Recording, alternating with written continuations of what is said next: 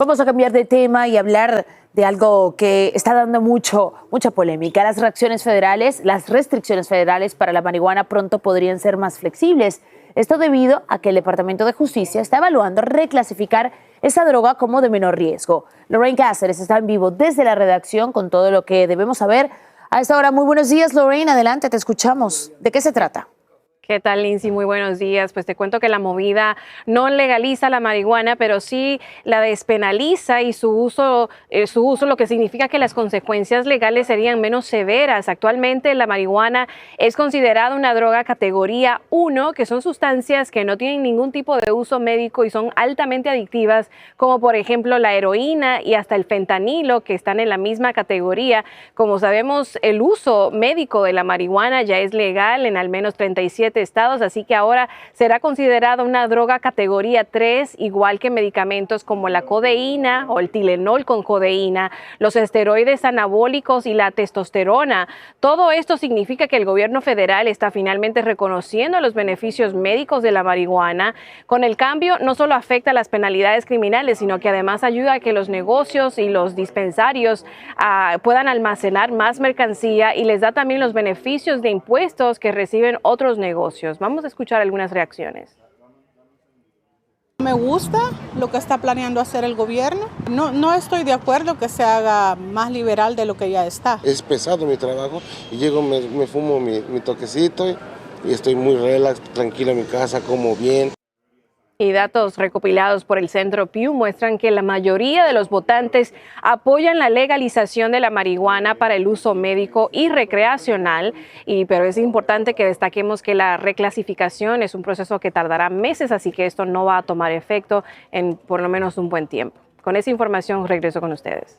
Muchísimas gracias, Lorraine. Tomando en cuenta también que en algunos estados es absolutamente legal esta droga. Muchísimas gracias. O esta sustancia, como la deberíamos llamar, o pareciera que la vamos a empezar a llamar de ahora en adelante. Gracias. Bueno, que continúas con nosotros aquí en La Voz de la Mañana. Habla por primera vez un hombre que fue testigo del tiroteo, donde murieron baleados 4 oficiales de la policía y otros 4 resultaron heridos cuando trataban de realizar un arresto en Charlotte, Carolina del Norte. Se trata de un vecino del área quien contó lo que vivió. Escuchemos. I can't believe it right beside my house. It's like when it hit the ground, it's like popcorn. La policía le sigue rindiendo honores a los oficiales caídos durante el cumplimiento de su deber. El jefe del departamento de la policía de Charlotte dijo que siempre estarán en deuda con ellos. Además informó que un rifle AR-15, cargadores y municiones adicionales fueron recuperados del lugar donde se cree habían más de 100 proyectiles y casquillos. En tanto, hoy es día de receso en este juicio del expresidente Donald Trump, quien en las últimas horas ha enviado señales de cómo sería un segundo mandato en la Casa Blanca. Ha hecho comentarios sobre el aborto y también sobre el tema de la inmigración. Sobre el segundo tema, describió los planes que evalúa para deportar, según él, a millones de indocumentados. Y nuestro colega Pedro Rojas está en vivo en la capital del país, como siempre, con toda la información. Pedro, gusto verte. Cuéntanos qué está pasando. Adelante. Así es, Carolina, como tú lo has dicho, ya sabemos que el expresidente está tratando de aprovechar cualquier oportunidad para hablar con los medios mientras está enfrentando este juicio en Nueva York, y eso fue lo que hizo justamente con la revista Time. Buscó hablar básicamente de lo que él considera deberían ser sus primeras acciones de gobierno, que incluyen la posible masiva deportación de migrantes. El expresidente Donald Trump, en una entrevista con la revista Time, reiteró que considera crear campamentos para indocumentados como paso previo a masivas deportaciones y recalcó que quizás no tenga que hacer muchos, porque buscará sacarlos pronto con la ayuda de la policía, Guardia Nacional e incluso el ejército, algo que podría ser desafiado en cortes. Al preguntarle qué haría si pierde de nuevo la elección con Joe Biden, respondió: "Si no ganamos, siempre depende de la justicia de una elección. Este país está cambiando, está siendo amenazado y demolido, están acabando con nuestra nación", dijo el exmandatario. La revelación ocurre durante la segunda semana del juicio en Nueva York contra Trump por supuestos pagos de soborno a la actriz de películas para adultos Stormy Daniels. Se le impuso una multa de $9,000 por violar una orden mordaza y se le ordenó retirar publicaciones en redes sociales criticando a posibles testigos. El aspirante republicano fue desafiante a la salida del tribunal. Este juicio es un fraude y el juez debería terminarlo, insistió. Ya en el tribunal, el juez Juan Merchan le advirtió que no va a tolerar continuas violaciones de sus órdenes y que impondría una pena de prisión de ser necesario. Trump rápidamente retiró las publicaciones y tiene hasta el viernes para pagar la multa. Expertos no descartan un castigo más severo. ¿Tienen alguna celda o algún cuarto donde lo podrían detener por un tiempo? ¿O tendrían que hacer arreglos con el servicio secreto? Que posiblemente no solamente los guardias del Estado. Durante la audiencia testificó el banquero Gary Farrell, quien al parecer ayudó al exabogado de Trump Michael Cohen para abrir la cuenta con la que se le hizo el pago a Daniels, para que no revelara una presunta relación extramarital con el expresidente. La fiscalía acusa de falsificar registros para encubrir un escándalo sexual que amenazó su campaña presidencial en 2016. Y en una buena noticia para el expresidente Trump, el juez Merchan le autorizó para que pueda asistir a la graduación de su hijo allá en Florida el 17 de mayo. Regreso contigo, Carolina. Queremos saber qué pasa en estos juicios tan históricos para el exmandatario. Gracias, Pedro. Hoy en Florida toma efecto la nueva y polémica ley sobre el aborto. Es uno de los territorios más poblados del país y ahora en ese estado las mujeres solamente podrán interrumpir su embarazo hasta las 6 semanas de gestación.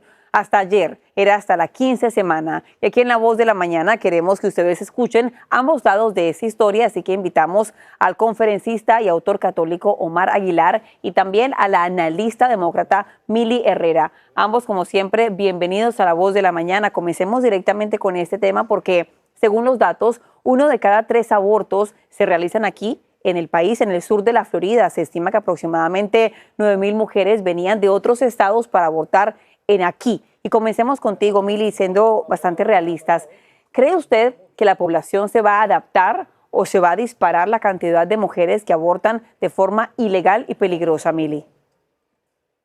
Yo creo que lo que va a suceder es que van a perder sus vidas muchas mujeres que no tienen cuidado de salud para prevenir su muerte. Muchas veces, o sea, la mayoría de las personas que quedan embarazadas no se dan cuenta que están embarazadas a las 6 semanas. Es algo inconcebible que en el 2024 una mayoría de hombres le digan a las mujeres qué hacer con nuestro cuerpo. Es algo increíble porque no solo es interrumpir embarazos no deseados, sino es el cuidado de salud de la mujer. ¿Qué sucede cuando un feto se muere dentro del vientre de la mujer?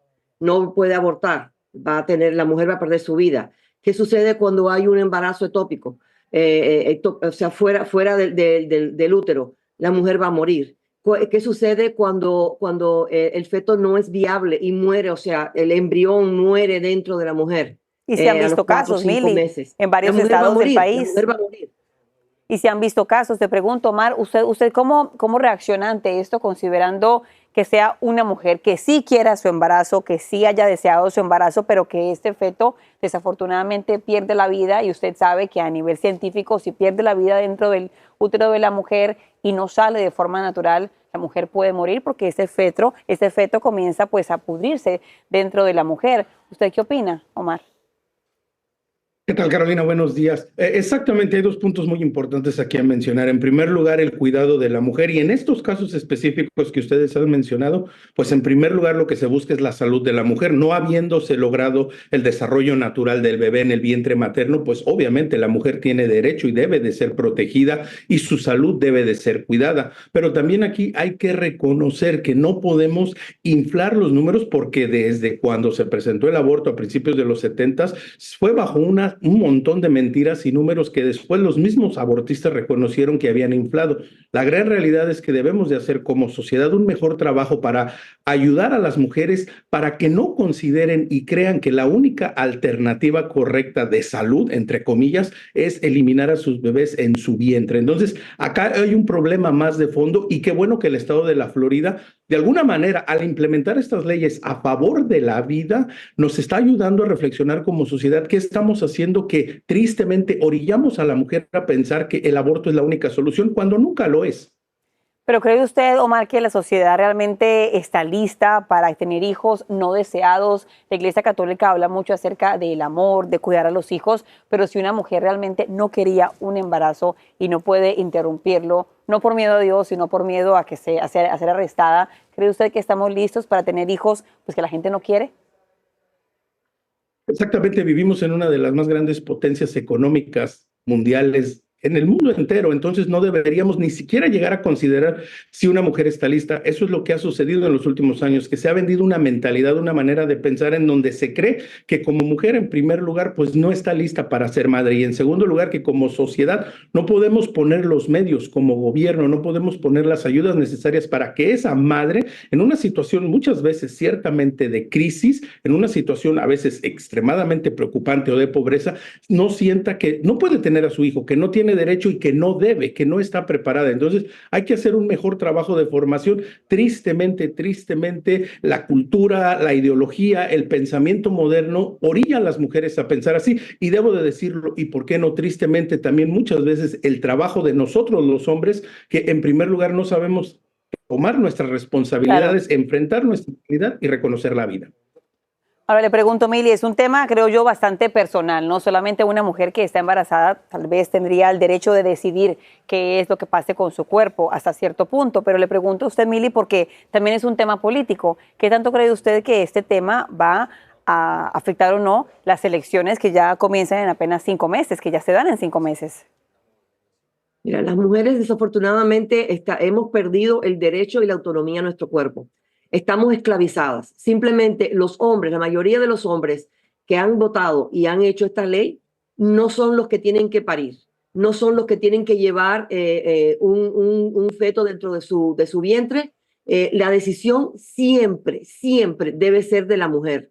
Nosotros no tenemos por qué pedirle permiso a nadie, ni a la iglesia, ni al gobierno, qué hacer con nuestro cuerpo. Si a los hombres le quieren que nosotros le digamos vamos a hacerle una vasectomía a todos los hombres en este momento obligatoriamente, vamos a obligarlos a no tener la capacidad de engendrar, pues entonces, ¿qué dirían ellos?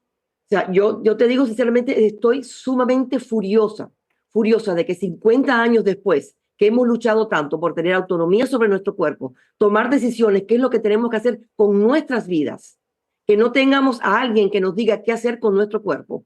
Ahora estamos otra vez en esta situación. Simplemente yo voy a luchar, y muchísimas mujeres vamos a luchar por la enmienda que está en la votación ahora en noviembre aquí en el estado de la Florida, regresando y devolviéndonos autonomía sobre nuestro cuerpo, para poder nosotros tomar decisiones, qué hacer con nuestras vidas, que no tengamos que depender de que un hombre nos diga a nosotros qué vamos a hacer con nuestro cuerpo y nuestras vidas. O sea, eso es absurdo. Lo cierto es que cada vez más estados del país han tomado medidas bastante estrictas en cuanto al tema del aborto, y en Florida esta nueva ley, que es, digamos, la más fuerte de todo el país, solamente 6 semanas. Me gustaría terminar con cada uno de ustedes con conclusiones. Omar, ¿con qué te quedas de todo esto?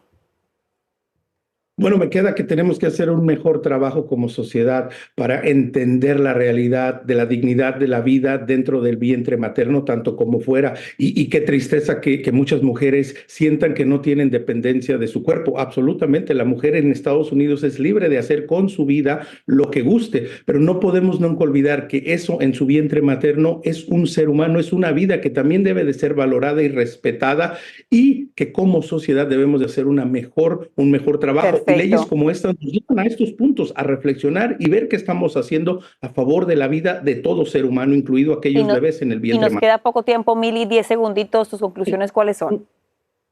Sí, no son pro vida, son profeto, porque yo ya estoy viva, yo soy un ser completo y estoy aquí y necesito que mi vida sea protegida. Lo otro, nadie quiere hacerse un aborto, pero la decisión la tenemos que tomar nosotras las mujeres. No debemos de permitir que nadie, ni mujer, ni hombre, ni iglesia, ni gobierno nos diga a nosotras las mujeres qué hacer con nuestra vida. Nosotros, Claro.